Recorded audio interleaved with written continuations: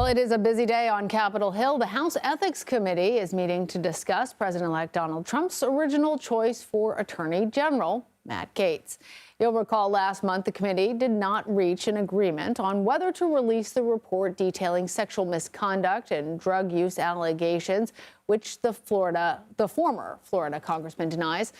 Unlike Gaetz, Trump's choice for Defense Secretary Pete Hegseth, though, has not stepped down from consideration.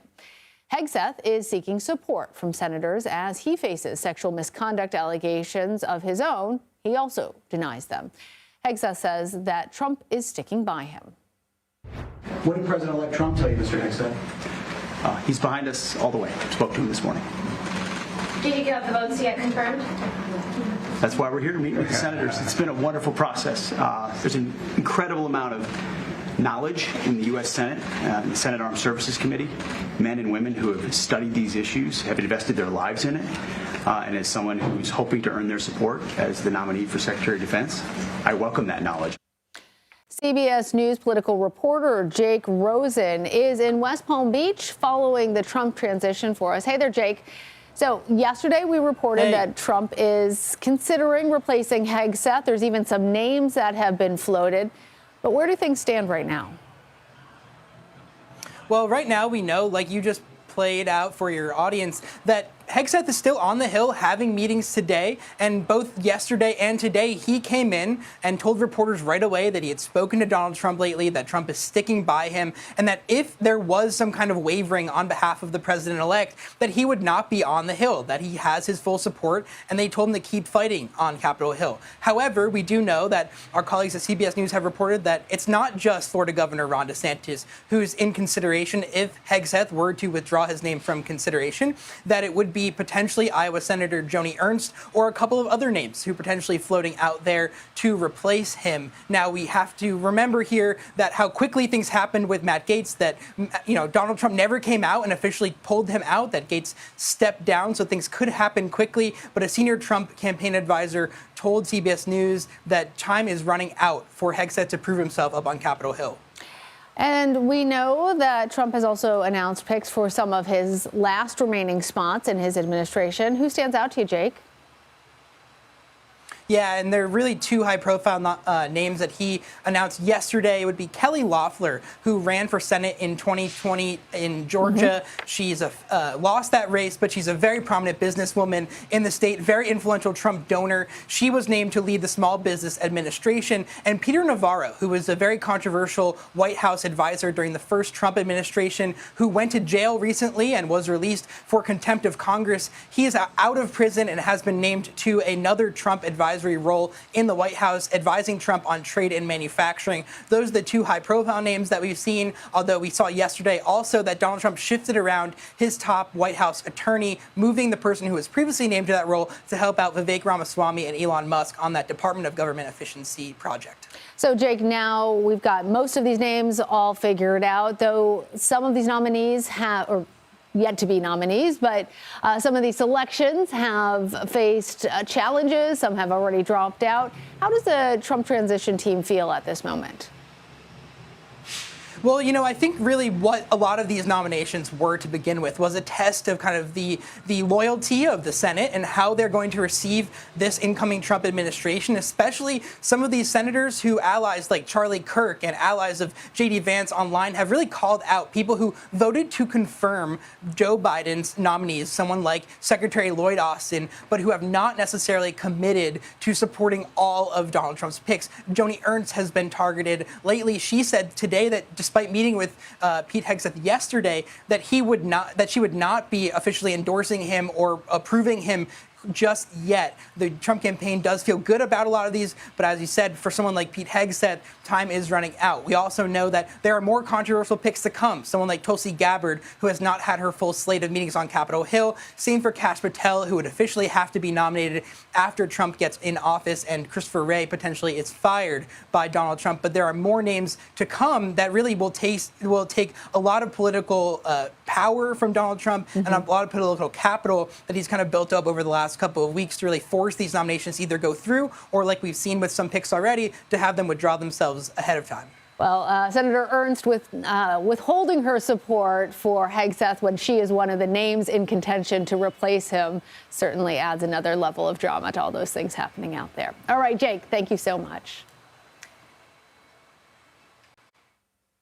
Let's head over now to Capitol Hill with CBS News political reporter Taurean Small. So, Taurean, first of all, let's continue on this Hegseth thread. What are you hearing out there on the Hill?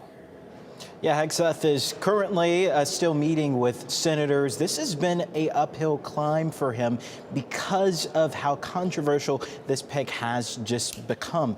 We've seen a lot of support behind some staunch Trump supporters and loyalists like Senator Rick Scott of Florida saying he's going to do everything in his power to make sure he is confirmed. We also got a statement from Senator-elect Jim Banks of Indiana also saying that he believes that Hegseth is well equipped to handle this job. But we've also seen quite a few on the fence Republicans like Senator Joni Ernst of Iowa, who has been non-committal so far on whether or not she'll support him just because of these allegations have been quite troublesome for some Republican lawmakers. Just moments ago, though, our colleague Scott McFarlane caught Hegseth in the hallway as he was headed to another meeting and asked him about the allegations of alcohol abuse. Hegseth answered that he is a changed man from years ago, literally distancing himself, looking to distance himself from those claims that have really drawn a dark cloud over this nomination process.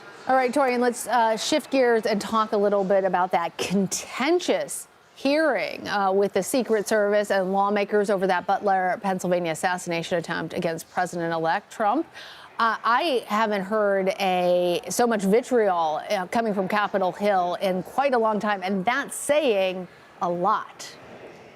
Yeah, Lana, this was expected to be heated, especially after the interim report this panel put out in October. That was a pretty public dressing down of the United States Secret Service agency, really outlining several critical security failures and putting the blame the top leadership of the agency. That's why we saw the former director of Secret Service step down, and which is why we have the scene today with the acting director. But that moment, though, was really an instance between the acting director and this congressman who thought that the 9/11 memorial ceremony that he attended recently was more of a photo op and another instance of a security failure. Take a listen to a bit of that exchange. I actually responded to Ground Zero. I was there going through the ashes of the World Trade Center. I was there at Fresh Kills. I'm not asking you that. I'm asking you, Congressman. were you the special agent in charge? To show respect You were not. for a Secret Service member that died on 9/11. That you're trying to be. Do not invoke 9/11 for political purposes. Oh, that not. Yeah, Lana, like you mentioned, we've both seen and I've been in these hearings before. It's never quite that heated, especially a witness and a member of Congress. But again, the real takeaway here is that bipartisan, really, criticism of the agency after that July 13th assassination attempt. The department, though, the agency, has said that it's looking for accountability. It's implemented some new protocols in place in light of that attack, but also looking forward to answering for what it's done so far in terms of improvements going forward. Yeah, and that was, though, just a snippet of that hearing.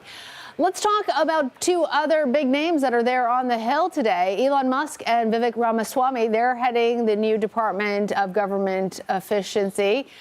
They don't need to be confirmed. So what exactly is their purpose in hanging out on the Hill? Lana, this is an opportunity for them to express and really signal the agenda moving forward for this agency.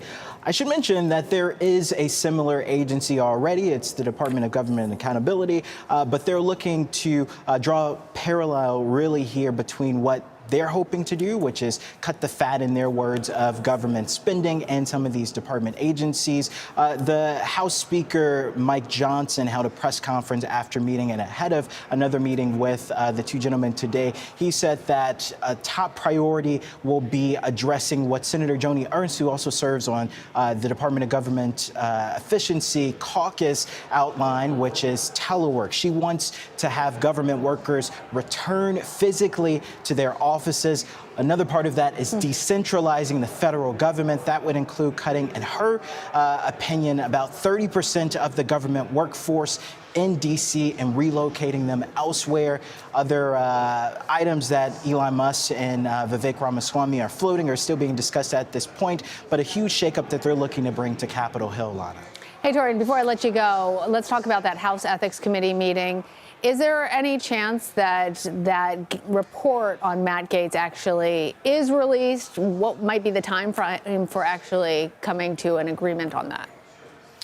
It's unlikely that'll happen. They met previously, right around the time Gaetz was being considered for his position that the incoming president-elect, or nominated him for, but ultimately decided against releasing it because they deadlocked. They could not come to a conclusive decision. And that's also because this is a panel that's made up equally of Democrats and Republicans. While Democrats would like to see that release, we've even seen some Democrats float the idea of taking this to a floor vote. Republicans are pretty dug in on the precedent there, that is, once a lawmaker leaves, this is no longer under the Ethics Committee's jurisdiction. There is, though, no rule prohibiting this panel from releasing the findings from this investigation. But so far, Republicans, including House Speaker Johnson, has decided that it would be best if the information gathered that